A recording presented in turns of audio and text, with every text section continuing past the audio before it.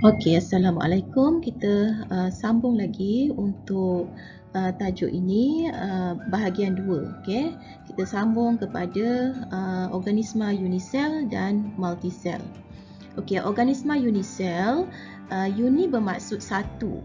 Okey, jadi organisma unisel ialah organisma yang terdiri daripada satu sel sahaja, manakala organisma multisel, multi ni maksud dia banyak. Okey, ialah organisma yang terdiri daripada lebih daripada satu sel. Okey, ini adalah organisma multisel. Okey, jadi kalau unisel maksudnya terdiri daripada satu sel sahaja, manakala multisel terdiri daripada lebih daripada satu sel. Okey. Walaupun organisma unisel terdiri daripada satu sel sahaja, organisma itu boleh menjalankan semua proses hidupan seperti pertumbuhan dan juga pembiakan. Okay. Baik, kita tengok organisma unisel.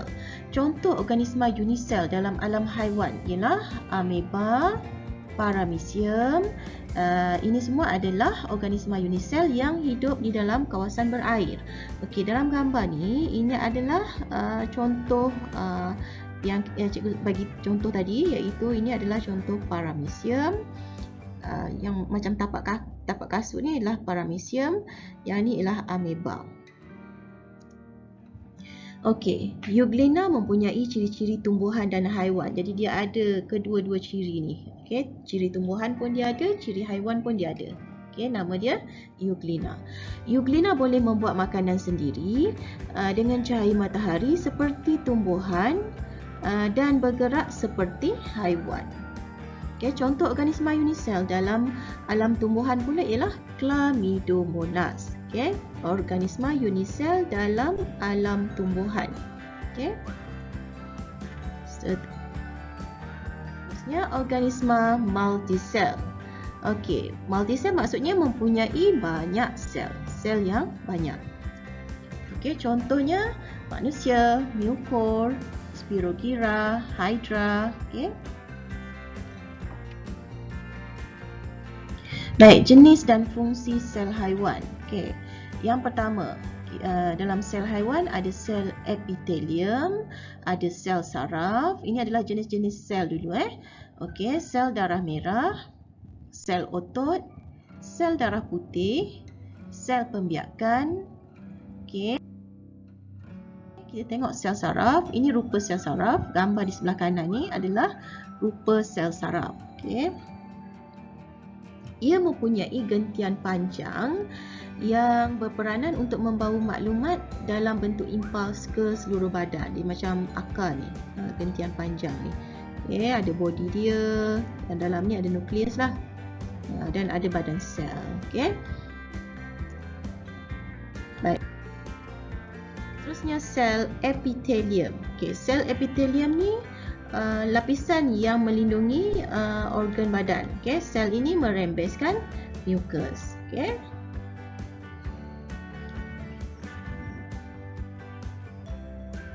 Kemudian sel darah merah. Okay, ini adalah sel darah merah. Sifat sel darah merah ni tiada nukleus. Dia tidak ada nukleus. Dia berbentuk cakra dwi cekung untuk menambahkan luas permukaannya. Okay, cakra dwi cekung.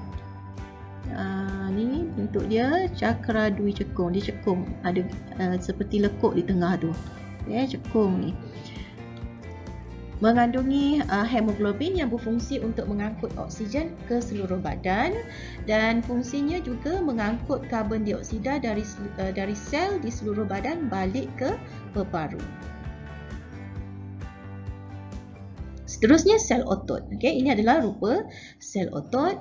Sel otot yang mengecut dan mengendur dapat menyebabkan pergerakan. Okay. Seterusnya sel darah putih. Ini adalah sel darah putih. Ia akan berubah bentuknya untuk mengelilingi partikel asing dan memusnahkannya. Okay, sel darah putih dia satu bentuk pertahanan lah dalam badan kita. Okey, seterusnya sel pembiakan. Sel pembiakan ada dua lah, iaitu sel pembiakan betina dan sel pembiakan jantan. Okey, kalau manusia, perempuan dan lelaki lah. Okey, sel pembiakan, sel sperma membawa bahan genetik lelaki dan sel ovum membawa bahan genetik perempuan. Jadi ovum ni adalah sel pembiakan bagi perempuan dan sperma pula adalah sel pembiakan bagi lelaki. Kalau haiwan, sperma tu adalah jantan dan ovum adalah betina. Okey. Kemudian sel tumbuhan. Okey, sel tumbuhan pula ada sel epidermis, ada sel palisad, ada sel pengawal, ada sel rambut akar. Okey, kita tengok sel tumbuhan. Sel epidermis di bahagian epidermis ni bahagian ni Okey, ini adalah epidermis. Okey, sel epidermis berfungsi untuk mengurangkan kehilangan air, membolehkan pertukaran gas dan penyerapan air dan juga nutrien. Okey, kemudian sel palisad. Ini adalah sel palisad. Okey, ini sel palisad, yang ni semua sel palisad. Sel palisad berfungsi pada sel palisad terdapatnya klorofil, okey, untuk menyerap cahaya matahari dan menjalankan proses fotosintesis. Okey. Seterusnya ada di bahagian epidermis bawah ni ada sel pengawal. Okey, ini adalah sel pengawal yang ni. Sel pengawal yang berperanan untuk mengawal bukaan stoma. Ruang di tengah ni, bila sel pengawal ni membuka ruang tengah tu dipanggil stoma dan ia akan membenarkan pengeluaran air daripada daun. Okey. Kemudian di bahagian luar ni, di bahagian tepi ni, tepi keliling ni adalah sel epidermis. Okey. Di bahagian antara sel ni pula adanya ruang-ruang udara yang membolehkan udara tu dalam bentuk gas tu yang masuk ialah oksigen dan yang keluar ialah gas karbon dioksida. Okey.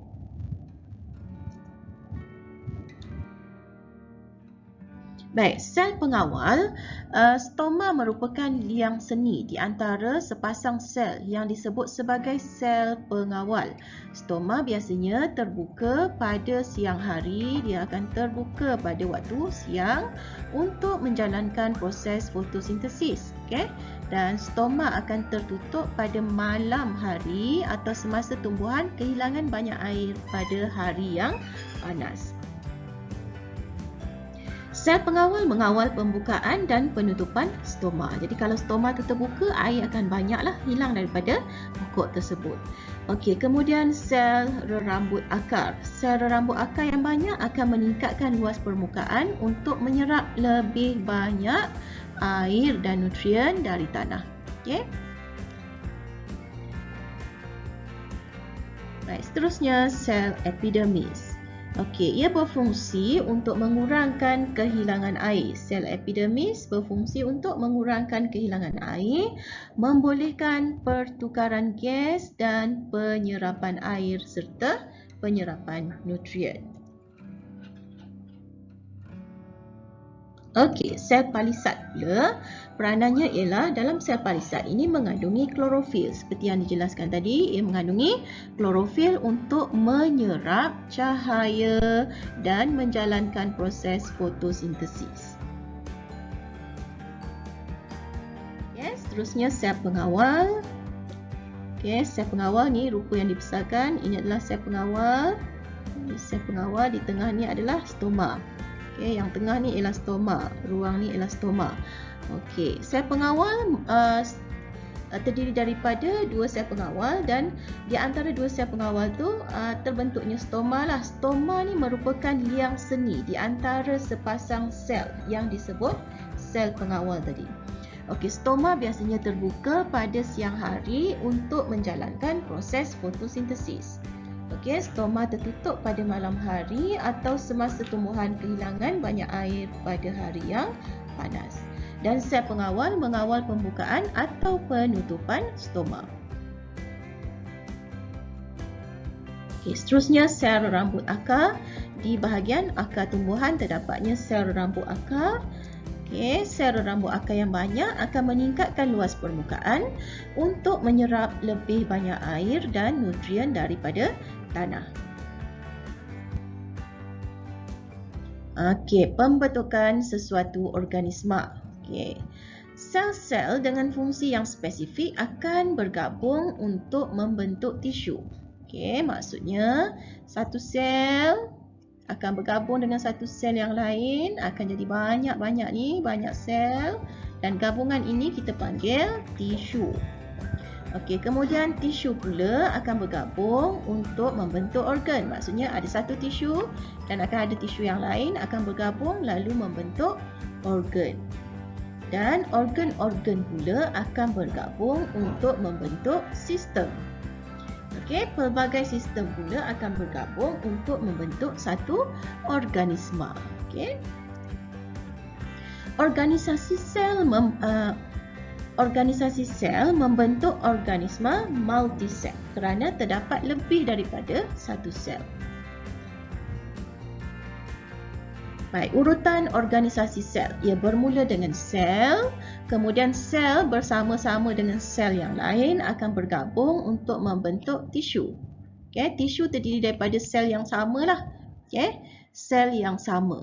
Kemudian tisu bergabung pula dengan tisu yang lain akan membentuk organ, dan kemudian organ-organ yang berlainan bergabung membentuk sistem dan akhir sekali membentuk organisma.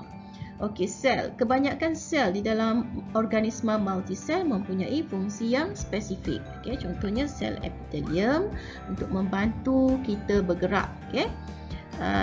Sel epitelium terdiri daripada sel-sel epitelium ni akan bergabung dan membentuk tisu epitelium. Okey, ini banyak sel epitelium bergabung membentuk tisu. Kemudian tisu-tisu ini pula akan bergabung, ada tisu otot, ada tisu epitelium, ada tisu saraf, akan bergabung membentuk perut. Okey, jadi tisu adalah sel-sel yang mempunyai fungsi yang sama bergabung membentuk tisu. Dan organ adalah tisu-tisu yang berlainan yang bekerjasama untuk menjalankan satu fungsi. Barulah dia membentuk organ. Okey, itu dalam haiwan. Dalam tumbuhan pula, ia bermula dengan sel epidermis. Okey, kemudian dia bergabung, dia akan membentuk tisu epidermis. Sel epidermis ni salah satu contohlah. Okey. Tadi kita dah tengok ada sel palisad, ada sel epidermis, ada sel pengawal kan. Okey, jadi untuk sel epidermis apabila dia bergabung dia akan membentuk tisu epidermis lah. Dan barulah gabungan tisu-tisu tersebut akan membentuk daun. Okey. Dan daun pula akan membentuk satu pokok. Okey. Okey, di bahagian bawah ni ada sistem sebenarnya ni. Organ-organ akan bergabung untuk membentuk sistem. Okey, ni dia sambungan dia. Okey. Tadi berakhir di organ, jadi organ akan bergabung untuk membentuk sistem lah. Kalau dalam tumbuhan pula, dia akan membentuk contohnya sistem pengangkutan daripada daun, batang, akar. Okey, kalau dalam badan manusia, sistem ni merupakan beberapa organ yang bergabung yang mempunyai fungsi yang berkaitan, bekerjasama untuk satu tujuan bagi membentuk sistem. Contohnya bermula daripada kalau sistem pencernaan lah, ni salah satu daripada sistem yang ada dalam badan manusia. Sistem pencernaan bermula di mulut, kemudian ada esophagus, ada perut, ada usus kecil dan ada usus besar. Barulah kita panggil sistem ni sebagai sistem pencernaan. Dan akhir sekali apabila sistem ini bergabung, barulah ia membentuk organisma. Okey, yang ni organisma ni ialah manusia. Yang ni pula adalah pokok ataupun tumbuhan. Okey, organisma ialah semua sistem bekerjasama untuk membolehkan organisma berfungsi dengan baik. Okey. Baik, sistem dalam badan manusia.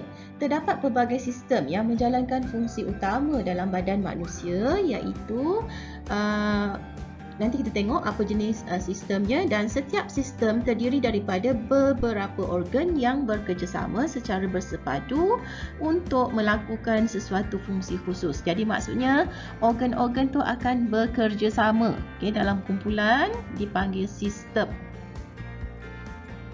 Fungsi semua sistem mesti berkoordinasi supaya manusia dapat hidup dengan sempurna. Okey, contoh yang pertama ialah sistem perkumuhan dalam badan manusia. Sistem perkumuhan manusia terdiri daripada kulit, peparu dan juga ginjal. Okey, ini adalah ginjal. Ginjal ni kita panggil juga sebagai buah pinggang. Dia berada pada sebelah kiri dan kanan pinggang kita, okey, dan bersambung dengan pundi kencing.